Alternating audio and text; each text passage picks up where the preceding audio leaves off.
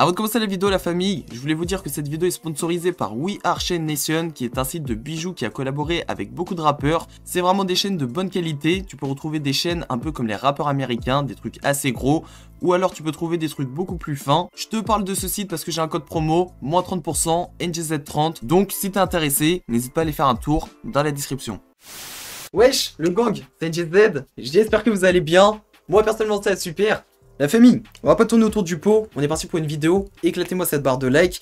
Cette vidéo m'a pris pas mal de temps, je suis entré en contact avec la famille du mec là de qui on va parler. Et franchement j'espère que vous allez kiffer, on y bosse avec plusieurs personnes depuis plusieurs jours. Et crois-moi sur parole, cette histoire t'as intérêt de l'écouter jusqu'à la fin, parce que tu vas comprendre beaucoup de choses. Et c'est pas du tout l'histoire que tu penses, ça va très très loin. De toute façon, si tu regardes la vidéo jusqu'à la fin, tu vas comprendre. Et c'est très sombre. Dis-toi qu'à cette heure-ci, on a beaucoup d'explications, mais l'histoire n'a pas été totalement résolue. Il y a beaucoup de choses qui sont bizarres et tu vas comprendre ça tout au long de cette vidéo. J'espère que la vidéo va te plaire, j'espère que tu vas liker et commenter pour le référencement. Et je te souhaite un très bon visionnage.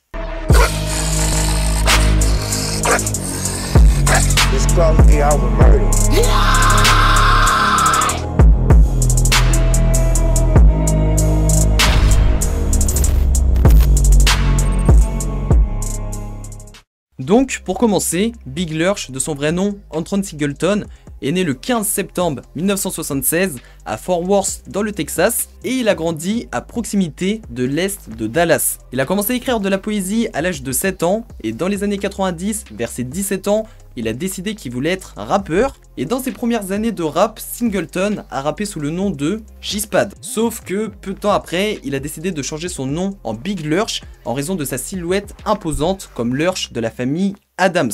En 96, il fait sa première apparition sur l'album de E40 et vu qu'Eminem à ce moment-là était en train de faire pas mal de buzz avec les paroles hardcore dans ses sons, comme quand il clashait sa mère, les choses comme ça, Big Lurch a tout simplement décidé qu'il voulait faire aussi des textes avec des choses plutôt sombres. C'est un rappeur qui était membre du groupe Cosmic Slop Shop avec Rick Rock et Donny Baby. Et ce qu'il faut savoir avec ce groupe, c'est qu'en 98, ils ont fait un peu de buzz avec leur single Sinful. Et le single va finir à la 66e place dans le Billboard.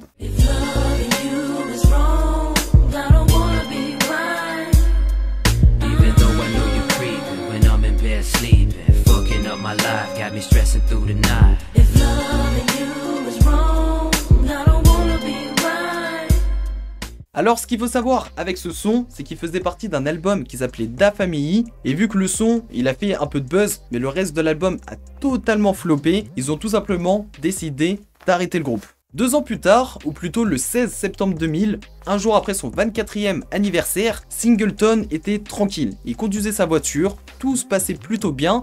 Et d'un coup, t'as un conducteur ivre qui va rentrer à fond dans sa voiture. Et ce qui va se passer, c'est que le cou du rappeur va être cassé à cause du choc. Pendant son séjour à l'hôpital, on lui a fortement donné des médicaments. Et pendant cette période, pendant qu'il était sous les médicaments, il a écrit le son Texas Boy. Après avoir été libéré de l'hôpital, il avait du mal à marcher et souffrait toujours. Alors ce qu'il va faire, c'est que pour soulager sa douleur, il va commencer à fumer du PCP. Sauf que le PCP, quelques temps plus tard, va lui faire commettre un crime vraiment horrible.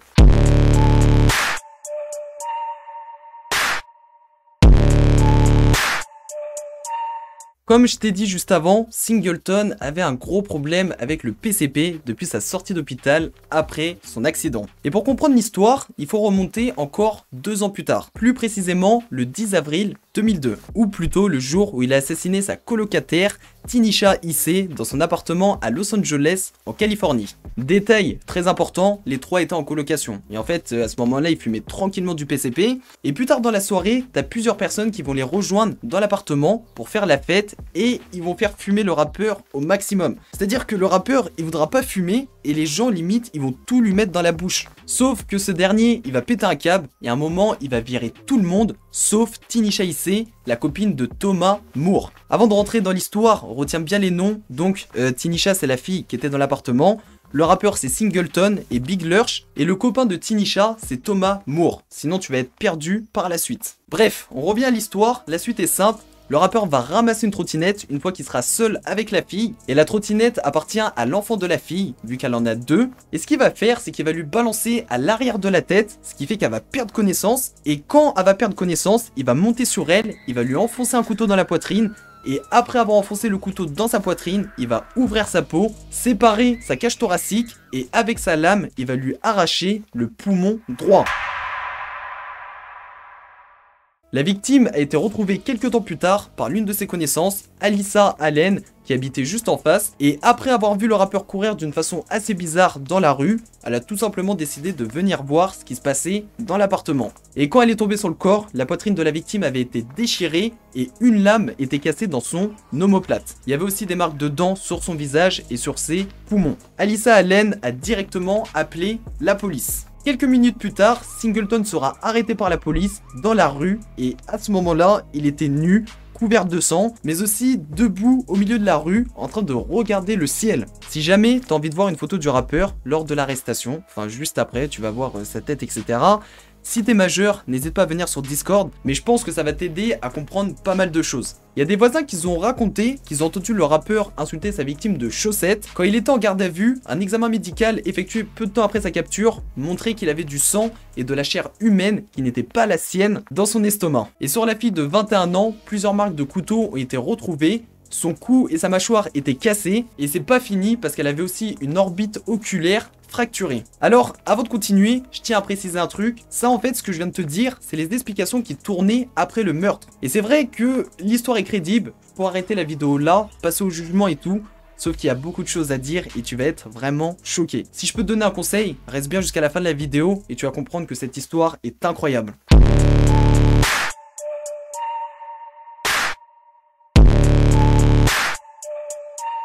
Alors, on arrive au jugement, et il y a beaucoup de choses très importantes. Déjà, on va commencer par la première chose. Les paroles du morceau « I Did It To You » de Singleton ont été utilisées contre lui au tribunal. Et en fait, dans ce son, Singleton rappe en parlant de meurtre, de torture et de consommation excessive de drogue. Et pendant cette musique, il fait aussi beaucoup référence à des tueurs en série ou des personnes dans des films comme Jason Voorhees, mais aussi Freddy Krueger. Le truc qui s'est passé au tribunal, c'est que en écoutant les paroles, en écoutant le son, en écoutant toutes les choses sur lui, ils ont directement dit que c'est quelqu'un qui était fasciné par les tueurs en série. Alors, pour l'instant, il n'y a pas de souci, ok, c'est quelqu'un qui aimait bien Freddy Krueger et tout ça, sauf que ce qu'ils ont fait, vu qu'ils parlent de meurtre, de choses assez sombres, ce qu'ils ont fait, c'est qu'ils ont directement rattaché ce son au meurtre qu'il a pu faire, sans réellement avoir de preuves. Et c'est à partir de là que l'histoire devient vraiment compliquée, et que certaines personnes parlent d'injustice. Mais c'est pas fini. Pendant qu'il était en prison, 4 mois après son entrée, son label a décidé de sortir son premier album, It's All Bad, sur Black Market Records. Et le truc sale qu'ils ont fait, c'est qu'ils ont fait la couverture de l'album. Et comme tu peux voir à l'écran, tu peux voir Big Lurch, alias Singleton, avec un crâne dans un plateau. Je pense que quand tu vois ça, t'arrives à comprendre que le but dans tout ça était juste de faire le buzz. Et c'est pas terminé, parce qu'ils vont aussi sortir un documentaire sur le rappeur, encore une fois, sans son autorisation. Sauf que quelques années plus tard, la famille a réussi à récupérer les droits d'auteur et à faire supprimer l'album, le reportage et certaines musiques de toutes les plateformes. Milton, ou plutôt l'avocat, est le manager de Singleton. Détail très important, hein, l'avocat était aussi son manager et le patron de son label. Ce qu'il a fait, c'est qu'il a balancé que ce dernier a bien ouvert la poitrine de sa victime et qu'il lui a mordu la joue. Ce qui fait qu'en moins d'une heure, le jury rend un verdict de culpabilité et Big Lurch a été condamné à la prison à vie le 7 novembre 2003 sans possibilité de libération conditionnelle après avoir été reconnu coupable de meurtre et de mutilation aggravée. Pour sa défense, il dira que la dernière chose dont il se souvient avant le meurtre, c'est qu'il a pensé que le monde se terminait et qu'il devait trouver le diable et le tuer. Sauf que le tribunal a clairement jugé que son état d'ébriété et son allégation de folie n'étaient pas des raisons satisfaisantes pour commettre le crime. Et le truc qui est bizarre, c'est qu'après le jugement, on a son avocat Milton qui est parti parler avec le juge et qui s'est arrangé avec lui pour obtenir une faveur dans une autre affaire. Il y a un truc qui est très important dans l'histoire, c'est que en Californie, à partir du moment où tu as décidé de boire ou de consommer de l'alcool de toi-même, si après tu fais une connerie et c'est toi qui as fumé en premier ou qui a bu, en fait au procès, tu peux pas dire que tu as fait ça parce que t'étais défoncé ou je sais pas, c'est pas possible. Et l'avocat de Big Lurch, il était au courant de tout ça, sauf qu'il a quand même incité Big Lurch à plaider la folie, alors qu'il savait que ça allait pas marcher. Et le truc aussi, c'est que Big Lurch, quand il s'est présenté à son procès, son avocat, il a pas essayé de mettre toutes les chances du côté de Big Lurch. En fait, il a pas fait en sorte que Big Lurch arrive bien habillé, bien présentable et tout ça. Donc, c'est une petite information, mais gardez ça en tête parce que c'est quand même très important. On va continuer avec la suite.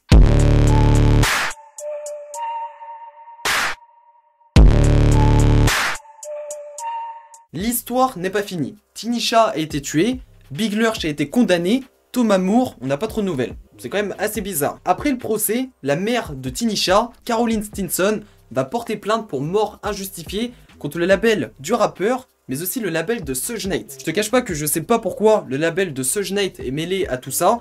J'ai même parlé avec le fils du rappeur, et dans ses réponses, il a pas de choses concrètes. Enfin, on sait pas trop.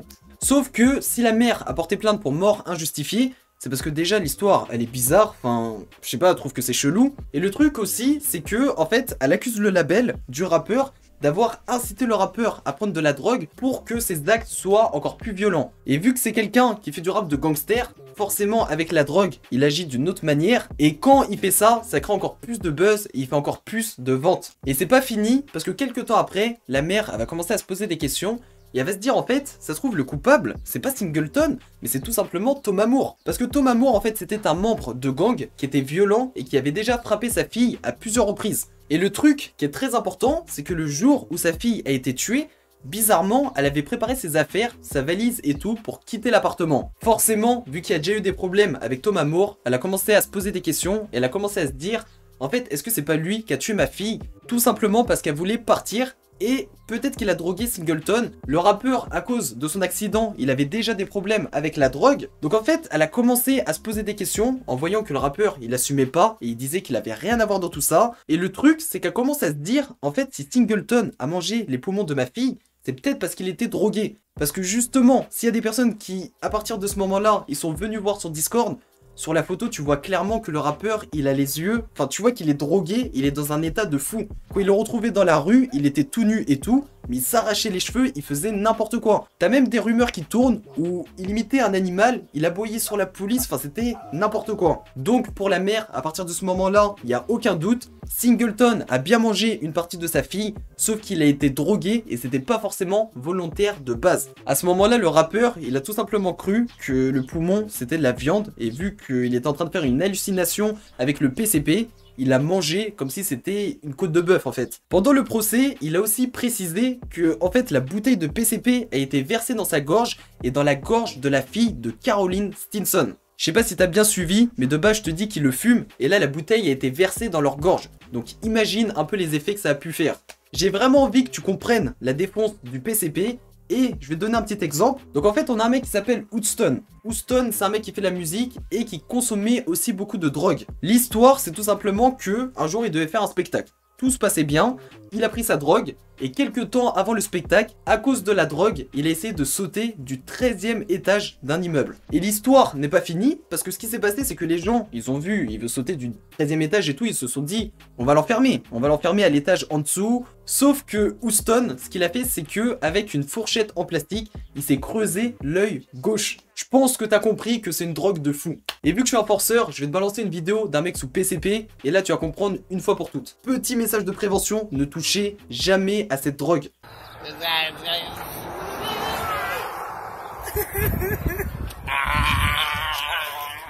What the fuck out of here?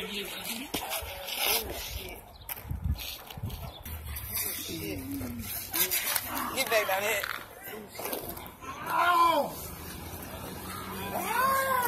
Hey, get your ass up, nigga.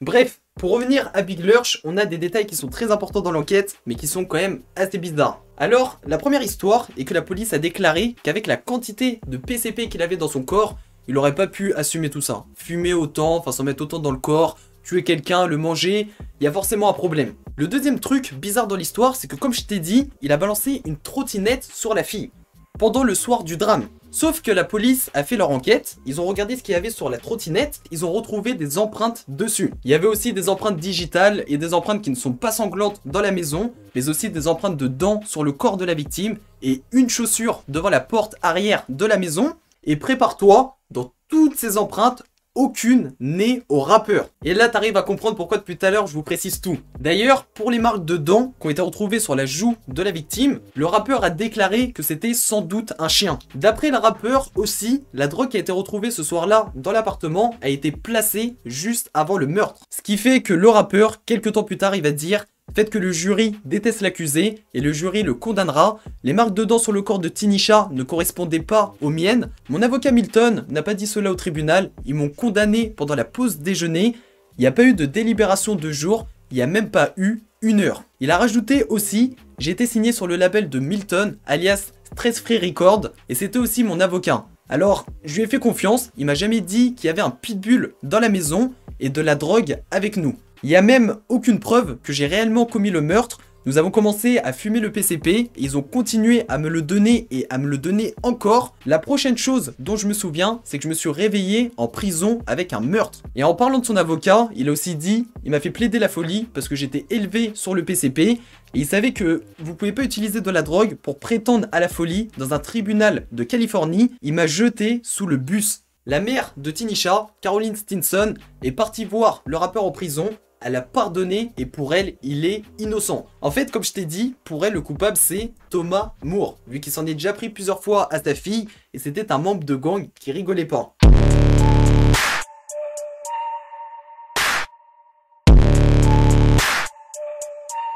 Aujourd'hui, Singleton, alias Big Lurch, est incarcéré à la prison d'État de Californie, à Sacramento. Il essaye encore de se battre pour dire qu'il a rien à voir dans cette histoire. Il reçoit le soutien de son fils qui gère ses réseaux, sa chaîne YouTube, son compte Instagram. Et quand il y a des problèmes de droit d'auteur, il est là pour censurer les gens. Donc, petit détail, s'il y a des gens qui veulent parler de cette histoire, rentrez en contact avec eux, sinon c'est mort. Le rappeur, depuis qu'il est en prison, il est en train d'apprendre le droit. Et ce qu'il fait, c'est qu'il fait aussi la prévention par rapport à la drogue. Parce que la drogue lui a fait faire n'importe quoi dans sa vie. Et je pense que si il avait pas fumé au début de la soirée, les gens, ils auraient pas pu l'inciter comme ça à en prendre encore plus. Il y a des personnes qui ont aussi aidé le fils dans sa démarche de prouver que son père était innocent. Ils ont créé des t-shirts avec écrit Free Big Lurch. Ils ont incité les gens à lui envoyer des cadeaux en prison ou tout simplement lui écrire des lettres. Bref, c'est ici que se termine cette histoire incroyable.